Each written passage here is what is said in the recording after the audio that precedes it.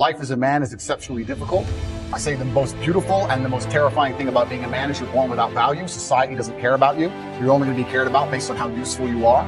You have the chance to build yourself up and become a superhero if you're prepared to do the hard work and be indefatigable enough to never quit.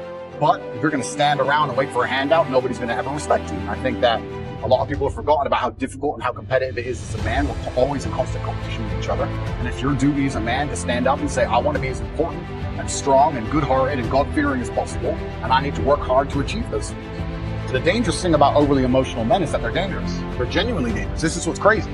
All these people who talk about toxic masculinity and how bad it is for men to be traditionally masculine. A traditionally masculine man does things he doesn't feel like doing because it is his duty to do them. He charges into the burning building because it is his duty. Not because he feels like it, because it is his duty. We're now teaching the new generation of men that they don't have duty and they can just act on their feelings and act how they feel, and they don't have to act as a man should. You know what happens when you get men who just act how they feel?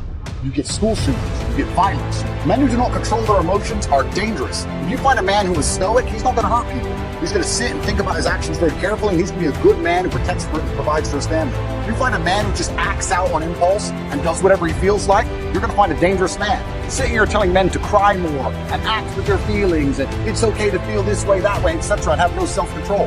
That is why we have the problems we have in the world. Absolutely not wrong. So when they talk about toxic masculinity, they have it completely reversed on its head, completely not wrong. We need to be teaching stoicism. We need to be teaching young men to understand that the world is very, very difficult. It's hard to be a man. You're going to feel bad sometimes.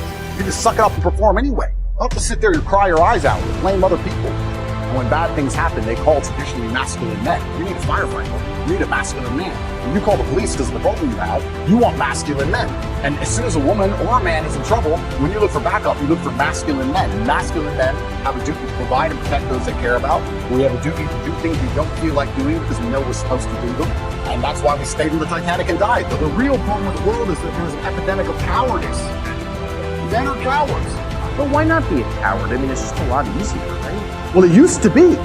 This is the thing that's interesting. I would actually argue in the 1950s and 60s, you would agree with every single narrative and obey every single law and do exactly what you were supposed to do and pay your taxes, etc. You'd at least get a wife who respected you. You'd at least have children who go to school without being indoctrinated to a degree. Yeah. You could have a nice house. You could have a pickup truck. You could have a pretty good life if you just followed the rules. I don't think that's true anymore. I think that if you are a man especially, and this is what I talk about masculine issues. If you're a man who is born and you decide to do exactly as you're told, you're going to end up depressed, in debt, working a job that you hate, with a wife who doesn't respect you, with kids who don't listen to you, in a house you don't own, until she leaves you, and then you contemplate suicide a while, and maybe you might find some purpose towards the end, enough to survive and pay your taxes, and then you're gone. I don't think a man who just follows the programming is going to find any happiness. But they don't care. Why would they? They have no interest in actual happiness. This is another thing that's very interesting. We talk about men's mental health all the time, especially in the UK. I'm not sure about America, but in the UK, they have this big drive for men's mental health, saying that men commit more suicides, a lot more. It's hard to be a man. You commit more suicides, we're more depressed, we have all these mental health problems. But no, you can't tell them to go to the gym and stand up for themselves and have pride. What kind of man's going to have a solid mentality and not have mental health issues if you have no pride? Part of being a man. Part of being a man is proud of yourself. If you wake up and you're not proud of who you are and how you look and the things you say, how are you ever going to have a solid mentality? So when I teach things that genuinely help men's mental health, that's outlawed. No, you're not allowed to do that. Instead, you have to take our version, which is to pretend to care about men's mental health, but not give a shit. Give them a life they know they're not going to enjoy. Pay taxes. No, you either fight war against injustice, you fight war against the things you know that are wrong, you feel good inside of yourself, or you accept the slave program and fight war with your own mind. You have to fight something. I can shut up and believe what I'm told in the news, and then I'll wonder, why am I so unhappy? Why am I depressed? Why does my life suck? Why does my women ignore? Why do my children not respect me? You're fighting a war, then you're fighting a war with your own mind. I'd rather have all of me on side and fight against what I know is genuinely evil. You can't escape the battle. The battle's here for all of us. I'm talking about genuinely positive things. Very few people are. Making money, because you need to have money to escape from it. It's very hard to resist enslavement when you have to pay the bills. Getting physically strong, because a strong body is a strong mind. Standing up for yourself. Self-motivation, all these things. And I think that is an extremely important message that needs to be told. If you're an 18-year-old boy or 18-year-old man, and your life is pretty much okay, bacteria didn't steal your eyesight, which could have happened. You never had a car crash and lost both of your legs, which could have happened. You're actually very fortunate. And you wake up and you say, I'm depressed. I think you're an idiot. I don't think you're depressed. I think you've been silent. I think you feel a little bit of depression, and you can fix that by changing your life. I think if you became rich and strong and smart and successful, you worked hard, and you dedicated yourself, and you were motivated, and you tried your very, very best to become excellent, you probably wouldn't feel depressed anymore, which means it's not a disease, is it? So why would you, the only reason you're even saying that depression is because you believe it. I don't believe in depression. I believe in feeling depressed. Sure, we're humans, we have emotions. Sometimes we feel depressed, sometimes we feel happy. I don't believe in the idea of becoming a depressed person who has depression. I don't believe in that. I don't think that's possible for me. So if I don't believe in it, how can it happen? I don't believe in depression.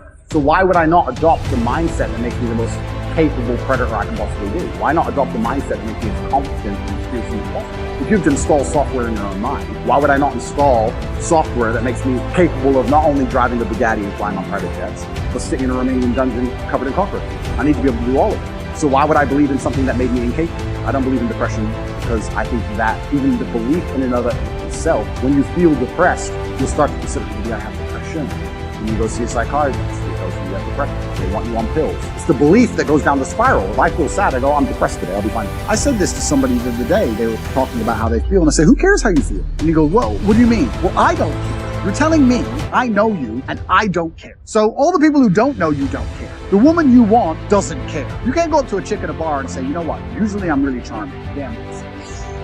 Can you give me a pass? Can you let me off? Go away, weirdo. The chick you want doesn't care. The job you're supposed to perform at doesn't care. If the man who wants to mug you decides to pull out a machete, he doesn't care. You can't say, bro, I'm on the move for a fight tomorrow, please. Nobody cares. So why do you care? All the people out here in the world don't care, but you're going to sit there and you're going to carry the only person in the world who cares? You're going to walk around telling everybody, trying to find somebody who gives you... Good luck, because what's going to happen is you're going to walk around feeling sorry for yourself, trying to find somebody who cares. You might find somebody who pretends to care long enough for you to get a little bit of dopamine, but all in all, you're wasting time in a hyper-competitive world where people like me who perform regardless of how they feel are just going to perpetually bury you. You need to understand as a man, there are certain principles under which you act, regardless of how you feel. I can wake up in a terrible mood. I can wake up sad. I can ache. I can have a busy day, stress, etc. I will complete the same tasks as if I woke up in a fantastic mood. I'll do the same thing because how I feel has no bearing on the things I'm going to do in my day because I have duty to myself and to my bloodline. So all you guys out here are acting like fools because you feel like that. And what I'm going to say to you is you think there's something wrong with you. I lack motivation. You hear this one? I don't have the motivation to go through things. Well, here's the newsflash. Neither did I. And I still did it. So now what are you going to say? Now you have no excuse, right? Oh, you're scared to get in the ring. So was I. Still did it. Scared to get the cage. So was I. I still did it. Being a man is about not feeling things. It's about acting the way you're supposed to act, regardless of how you feel. And I'm tired of hearing guys message about how they feel. I don't feel motivation. Feel. But it's the feelings to the girl, right? That's what they do. We act. We're men of action. We get things done. So the world got fit. All the men who built high steps were felt scared to do it anyway. You become a man of action. Don't worry about how you feel. Don't worry about what you're supposed to do.